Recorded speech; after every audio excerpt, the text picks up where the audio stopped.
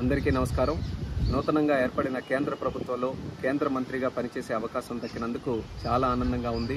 మరి ఈ ఆనందానికి కారణమైనటువంటి ఎంతో మందికి నేను ధన్యవాదాలు తెలియజేసుకోవాల్సినటువంటి అవసరం ఉంది. అందులో ముఖ్యంగా ఈరోజు తలుచుకోవాల్సినటువంటి వ్యక్తి మా తండ్రి గారు స్వర్గీయ కింజరాపు ఎర్రన్నాయుడు గారు. ఆయన చనిపోయిన దగ్గర నుంచి కూడా నాకు నిరంతరం వెన్ను తట్టుతూ పైనుంచి ఆశీర్వాదం ఎప్పుడు కూడా అందిస్తూనే ఉన్నారు.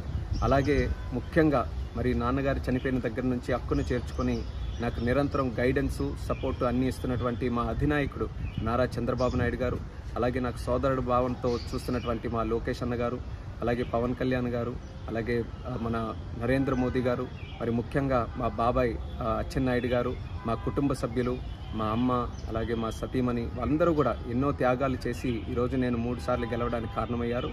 మరి ఈరోజు ఇంత స్థానంలో ఉన్నానంటే దానికి ప్రత్యేకమైనటువంటి కారణం మా శ్రీకాకుళం జిల్లా ప్రజలు. మీరు నా మీద చూపిస్తున్నటువంటి ప్రేమ అభిమానం ఎంతవరకు తీసుకొని వచ్చిందో ఈరోజు ప్రత్యేకంగా మీరందరూ కూడా చూస్తున్నారు. దానికి మా శ్రీకాకుళం జిల్లా ప్రజలందరికీ కూడా శిరస్సు వంచి పాదాభివందనం తెలియజేసుకుంటున్నాను.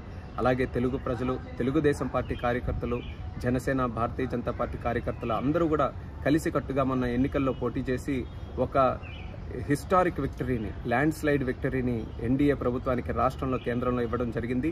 దాని కారణంగానే ఈరోజు ఆంధ్రప్రదేశ్ రాష్ట్ర భవిష్యత్తు చాలా ఉజ్వలంగా ఈరోజు మనందరికీ కూడా కనిపిస్తుంది.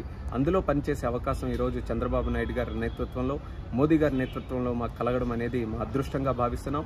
ఈ పదవి మా ఒక్కరిదే కాదు, ఆంధ్రప్రదేశ్ రాష్ట్ర ప్రజలదనేది మళ్ళీ గుర్తు చేస్తున్నాను. ఈ 5 సంవత్సరాలు కూడా తెలుగుదేశం పార్టీ మీ అందరికీ కూడా తెలిసిందే, గత 40 సంవత్సరాలుగా తెలుగు ప్రజలు ఎక్కడ ఉన్నా, ఏ కష్టాల్లో ఉన్నా వాళ్ళ కోసం మేము పనిచేస్తూ వచ్చాం.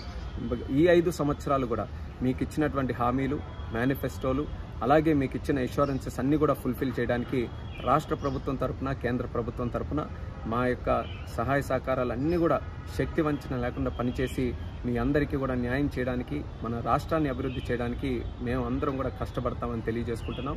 మరి ముఖ్యంగా ఆంధ్రప్రదేశ్ రాష్ట్రాన్ని మళ్ళీ అభివృద్ధి పటంలో నడిపి దేశంలోనే నెంబర్ 1 రాష్ట్రంగా మనం తయారు చేయాలి. అదే మా అందరి తాలూకు లక్ష్యం. దానికి